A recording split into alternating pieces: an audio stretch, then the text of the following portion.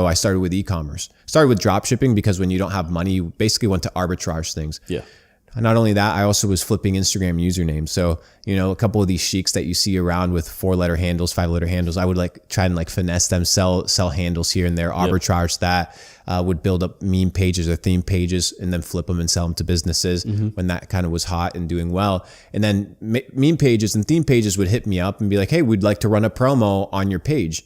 I'm like, okay, sounds good. And it was really funny because they're like, okay, we want to pay you for a promo. How much? Oh, a couple $1,000s. I'm like, okay, I'll take it. But then I saw how many sales they got and how much traffic it was generating for them. I'm like, okay, well, maybe I should figure out what they're doing. Yeah. So let me just start drop shipping. My brother bought a first course for $1,997 from this Asian guy. And I started learning drop shipping. From there, participated in 2017, 2018 crypto bull run. My portfolio absolutely crushed. But then I fell for the trap of, at that point it was HODL. Okay. That's where the HODL message came from. In 2020 was the diamond hands, right? Yeah.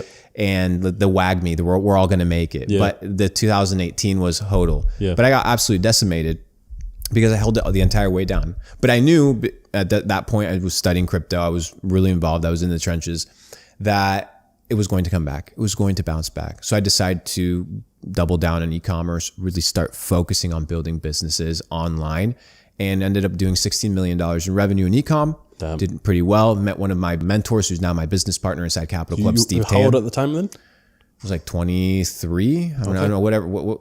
I'm 28 now, so just do the math. Yeah. Damn, yeah. It was doing pretty good. Yeah. But it was because I met one of my mentors by the name of Steve Tan, who'd done 9 figures in e-com. He was posting $6 million a month screenshots, and he was absolutely legit. And I contacted him. He flew me out to Phuket for one of his masterminds because we connected, we became homies. And he pulled out his phone one day and he showed me an $111,000 day on Shopify, real live. It wasn't the screenshot where you have to figure out, is this person lying to me? No, it was real. And I'm like, okay, there's possibilities, there's potential. He had manufacturing, he had warehouse, he had supply chain connected to all of that. That really changed my mindset, took me to the next level. I mean, he was selling on eBay in 2006. So he's like an OG of e-com. And now he's he's the CEO of Capital Club. I'm the president. We became business partners and kind of are building the network there. But that led me to investing into DeFi in 2019, 2021, 2020. And I owned a 1% supply of a very popular token known as PancakeSwap, which was absolutely revolutionary. Okay. Yeah. And it did extremely well. I bought it when it was a $25 million market cap, put in $250K. Yep.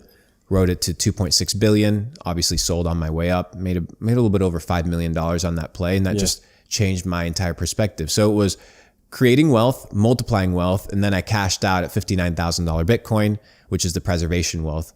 And obviously during the bear market, continued building Capital Club, which is my network and my organization that invest in companies, that invest in entrepreneurs, phenomenal experience.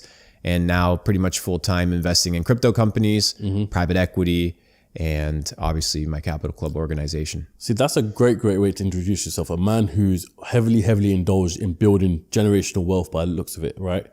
But I want to go back to Luke Belmar as a kid, because coming to the US and hustling and bustling your way through life, where does that whole entrepreneurial spirit come from? Was it always there from the beginning, or did it only come in when you landed in the US, when you had $200 to your name?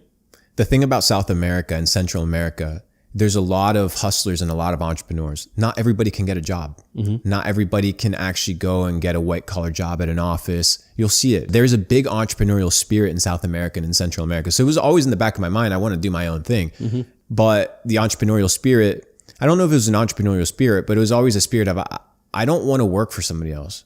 I remember I had a job for about 2 months. It was a desk job. And I had to walk to work because I didn't have a car. So I would walk about an hour. I would go in, I'd clock in. First of all, they would tell me how I would have to dress. Then they would tell me, hey, how I was supposed to behave and what I was supposed to do, which is fine. Like if you're working for an organization, you're supposed to comply. I get it. There's rules. Yep. But it wasn't for me. And then after 2 weeks of work, I got a paycheck for $800. I'm like, what the fuck? Like I just worked 2 weeks for $800. Just this, yeah. For $800. I was like, okay, let me go to Walmart. I go to Walmart, buy some groceries, spend $160, pay for my rent, which at the time was just a room, $350. I had no money left. I had no money. I was like, I cannot do this. So I instantly quit that shit and started figuring out how to hustle and make my own way. And then at that point, I went from working a desk job, and in the US, which for a lot of people, they may not know, you can actually get and make a lot of money waiting tables because it's a tip-based system. So that's where I learned how to talk to people. That's where I learned how to upsell so that people would get more expensive drinks, or they would get the appetizers. So just to make the bill kind of go up because you have the standard 20% tip. Oh, it's 20% across the bill. Yeah, that's like the standard of like what people would consider a good tip sort of a good tip if you have good service. Yeah. So I was learning how to make my money. I ended up working at high-end restaurants, made my way to Washington, D.C., worked at high-end restaurants, and the bills would be